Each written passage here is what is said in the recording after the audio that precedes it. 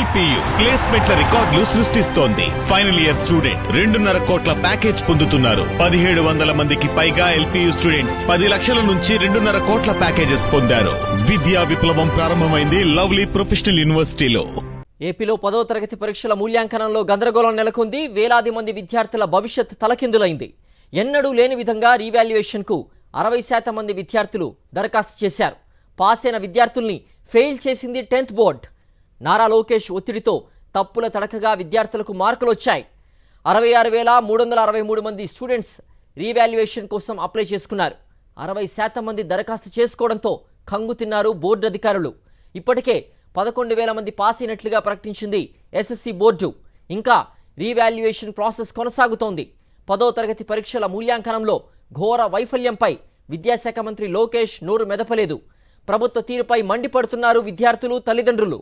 ఫలితాల వెల్లడిలో SSC board fail అయింది. Board అధికారుల తప్పిదం వల్ల ఓ విద్యార్థిని నష్టపోయింది. ఆమె భవిత అగమ్యగోచరంగా మారింది.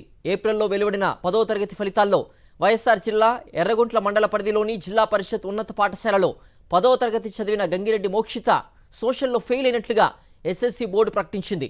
ఆమె తెలుగులో 96 మార్కులు, హిందీలో 82 మార్కులు, ఇంగ్లీష్లో 84 మార్కులు, గణితంలో 93, సైన్స్లో 98 మార్కులు సాధించింది.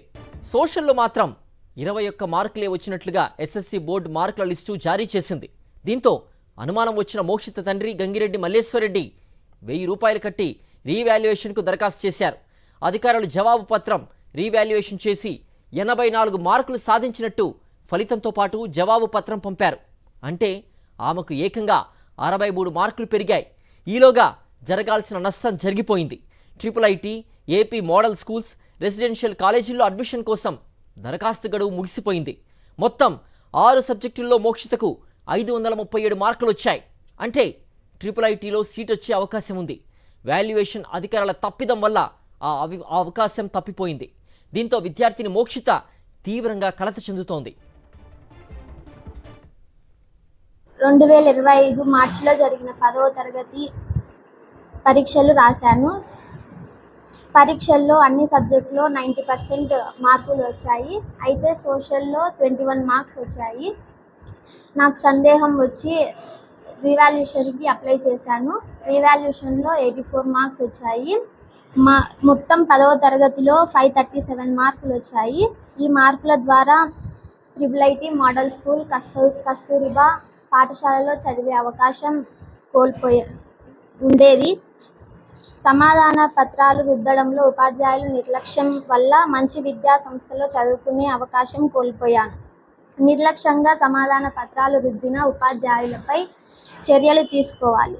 తన మార్కుల ఆధారంగా ప్రభుత్వం మంచి కళాశాలలో చేరడానికి అవకాశం కల్పించాలి. మరింత సమాచారం మా ప్రతినిధి సురేంద్ర అందిస్తారు.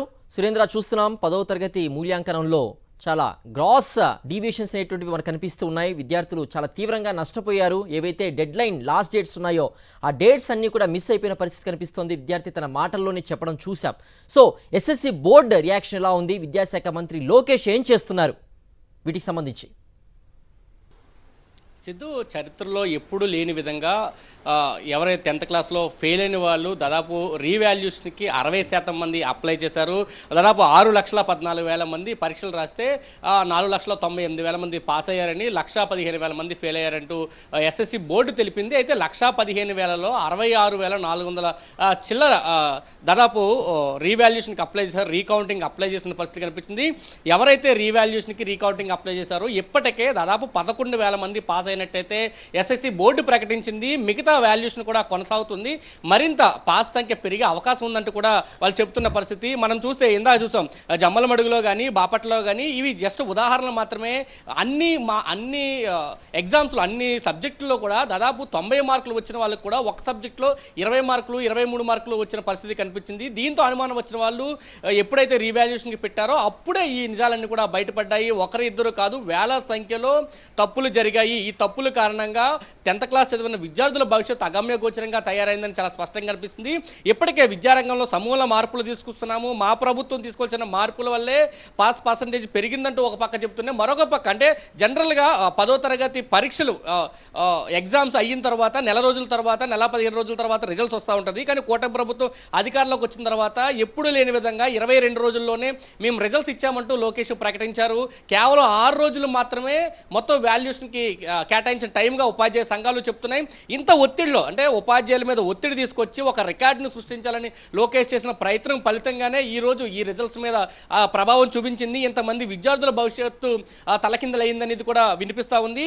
కేవలం తమ ప్రచార ఆర్భాటాల కోసం ప్రభుత్వాన్ని వినియోగించుకున్నారు లోకేష్. అయితే ఇంత ఘటన జరిగిన తర్వాత మహానాడు జరుగుతున్న సందర్భంలో ఈ అంశం బయటకు వచ్చింది. దీని మీద ఎక్కడా కూడా ప్రభుత్వం నుంచి కానీ విద్యాశాఖ మంత్రి కానీ ఎవరో ప్రకటించలేదు. ఎస్ఎస్సి బోర్డు మట్టుకి ఎవరైతే రీవాల్యుయేషన్కి అప్లై చేశారో వాటిని కూడా మేము సరి చేస్తాము, ఖచ్చితంగా 1వ తారీఖు లోపు జూన్ 1వ తారీఖు లోపు రిజల్ట్స్ అన్ని ప్రకటిస్తామంటూ చెప్పిన పరిస్థితి కూడా కనిపిస్తుంది. మొత్తం తప్పులు తడకగా ఈ వాల్యుయేషన్ జరగడానికి లోకేష్ ఉపాధ్యాయుల మీద తీసుకొచ్చిన ఒత్తిడే కారణం. కేవలం రికార్డుల కోసం, ప్రచార ఆర్భాటాల కోసం దీన్ని ఉపయోగించుకున్నారనేది ఉపాధ్యాయ సంఘాలు ఆరోపిస్తున్నాయి. అయితే ప్రభుత్వం ఇంకొక రకంగా దీని నుంచి తప్పించుకోవడానికి ప్రయత్నం చేస్తుంది. ఉపాధ్యాయులు ఎవరైతే ఉన్నారో వాళ్ళ వల్లే ఇంత తప్పు జరిగింది అనేది వాళ్ళ మీద నెట్టే ప్రయత్నం చేస్తుంది. కేవలం ఉపాధ్యాయుల మీద ఒత్తిడి తీసుకొచ్చిన ప్రభుత్వం పక్కగా తప్పుకొని ఉపాధ్యాయుల్ని ఇక్కడ బ్లేమ్ చేయాలనే ఒక ఉద్దేశం అయితే చాలా స్పష్టంగా కనిపిస్తుంది అనేది ఉపాధ్యాయ సంఘాలు ఆరోపిస్తున్న పరిస్థితి కనిపిస్తుంది. ఏదేమైనా విద్యార్థులు మాత్రం తమ భవిష్యత్తుని అగమ్య గోచరంగా చేసే పరిస్థితి అయితే ప్రభుత్వ విధానాల కారణంగా కనిపిస్తుందని చెప్పాలి. ఇప్పటికే 11,000 మంది దాదాపు పాస్ అయ్యారంటే ఇంకా ఈ సంఖ్య ఎంతవరకు ఉంటుంది? ఇప్పటికే 66,000 మంది దేశ చరిత్రలో ఇప్పటికొచ్చి ఇప్పుడు లేదు. దాదాపు 1,15,000 మంది అప్లై చేస్తే 66,000 మంది రీవాల్యుయేషన్కి అప్లై చేయడం ఇప్పటికొచ్చి లేని పరిస్థితి. గతంలో కూడా లోకేష్ 10th క్లాస్ విద్యార్థులతో జరిగిన సమావేశంలో చెప్పారు, గతంలో ఎప్పుడు లేను రీవాల్యుయేషన్ కానీ రీకౌంటింగ్ కానీ ₹1 కూడా తీసుకోము, అవసరమైతే పేపర్లు కూడా మేము ఇస్తామన్నారు. ఈ రోజు ఒక్క రీవాల్యుయేషన్ రీకౌంటింగ్ ద్వారానే దాదాపు ₹6 కోట్ల విద్యాశాఖకి వచ్చే పరిస్థితి కూడా చాలా స్పష్టంగా కనిపిస్తుంది. 10th క్లాస్ ఎగ్జామ్స్ అయిన తర్వాత విద్యార్థులందరితో లోకేష్ ఒక సమావేశాలు పెట్టాడు. ఓన్లీ పొగడతలు అంటే ప్రభుత్వ విద్యా విధానం వల్లే విద్యారంగం మొత్తం బాగుపడింది, లోకేష్ తీసుకొచ్చిన సంస్కరణల వల్లే బాగుపడిందని ఒక ప్రచార ఆర్భాటానికి తీసుకున్నారు తప్ప ఇప్పుడు జరిగిన పొరపాటుని సరిదిద్దుకోవడం కోసం ఎక్కడ లోకేష్ ఒక ప్రయత్నం కానీ లేదా ఇంత తప్పు జరిగింది మా విద్యాశాఖ ద్వారా తప్పు జరిగిందని చెప్పే ప్రయత్నం కానీ లోకేష్ చేయకపోవడం అనేక అనుమానాలకు తావిస్తుందనే చెప్పాలి సిద్ధు. ఓకే సురేంద్ర.